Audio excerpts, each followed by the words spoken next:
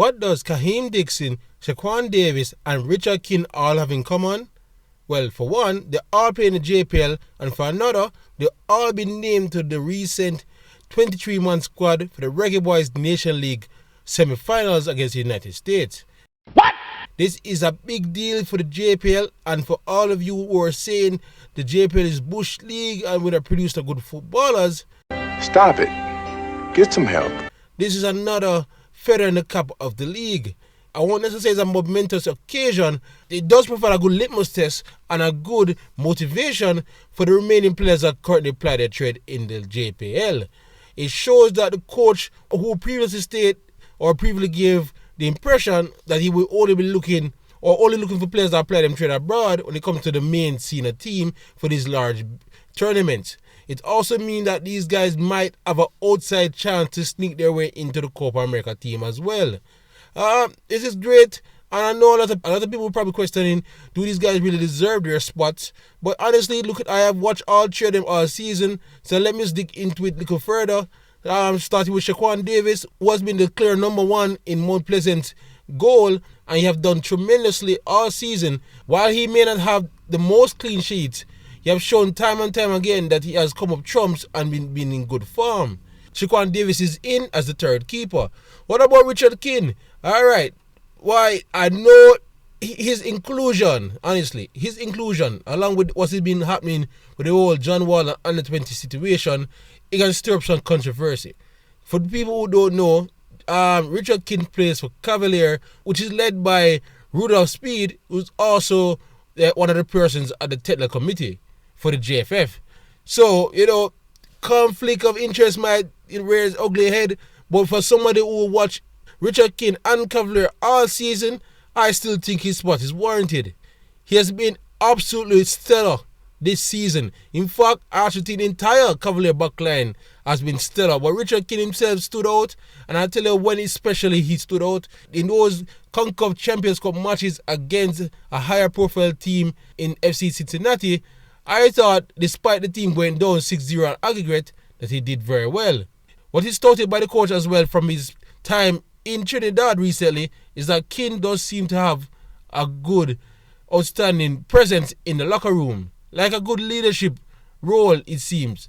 So yeah, Richard King definitely earned his spot there as well. But what about star boy Karem Dixon? Alright, is Karem Dixon currently the best striker in the JPL? No, he's not. Maybe on raw talent he probably is, but his figures are not necessarily up right now like that. Is he still young and haven't completed much caps yet? True. And he has not even completed his first full season as a senior professional. But what he does is simply score everywhere he goes. He scores for Clarendon College in the Costa Cup, he scores in the Premier League for Arnie Guns, and apparently he scores on his first senior cap for Jamaica back down in Trinidad just recently.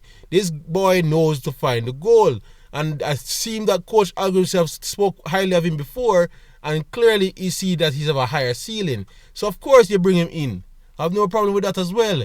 Interesting enough, do any of these three men have a chance of actually seeing the field when Jamaica takes on United States on March 21? Well, Shaquan Davis, as I said, is the third string, so unless, Andre Blake and Jalil White picked up some serious illness or something, I don't think so. Richard King, though, might have a slightly better chance. Ethan Piddock is not there, but you will figure King is the last name on the defensive list, but you never know, he might be thrown a bone for this one. As for Karem Dixon, out of the three, he does stand actually a decent chance at seeing the pitch. As probably blown up all over the internet at this current time, Leon Bailey is not in the traveling squad at this moment for so-called disciplinary reasons. So it does leave a gap there in attack. We have some fresh faces and some other people that's coming in, but Karem Dixon does know to score goals, and as I said to you, the coach likes him. Does he start? Of course not. Don't be surprised if we're losing and we desperately need a goal with time running out. The coach might turn to him and throw a Hail Mary and look to see if he can nick one for us. Because as I said to you, regardless of the level of football he plays, he always seems to find the net. So you never know, Karem Dixon might just get the big break here in these matches in America. But overall, I'm just pleased to see that there is some JPL representative in this big senior squad. So this is not the JPL All-Stars that went out to Trinidad. This is a very important tournament, a very important semi-final match against a big team like the United States, and the coach is trusting these 3 players from our local league. It is, as I said to you, shows that the league is still producing some quality, and while it cannot probably pull our entire team from the JPL, it does again give confidence for everybody else that is playing in the league. There is a chance the coach is watching you, so it would bode well if you step your game up. But anyway, guys, that's it all I have to say. The full 23-man squad I will show here once more. If you check out the other prominent YouTube channels, they're fully covering the full list. I just want to highlight the JPL players here. But again, thanks for watching once more. And again, if you're new here, please like, subscribe, and share as we cover almost everything Jamaican Premier League right here at JPL Fan. Again, YouTube, as usual, big up yourself.